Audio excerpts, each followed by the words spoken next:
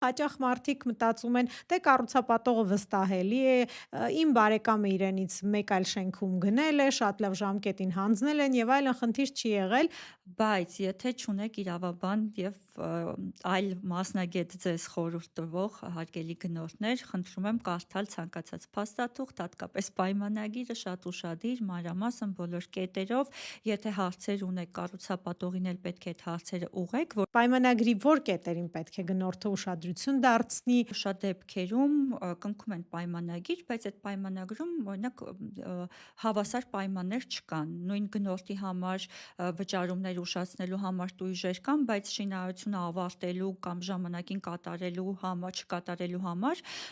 տույժեր կառուցապատողի համար չկան։ Սա իրավունքը բաց տեքստով ոդքասթն էր, որտեղ իրավունքի մասին խոսում ենք բաց տեքստով։ Բաժանորդագրվեք էջին հաջորդ հաղորդումները բաց չթողնելու համար։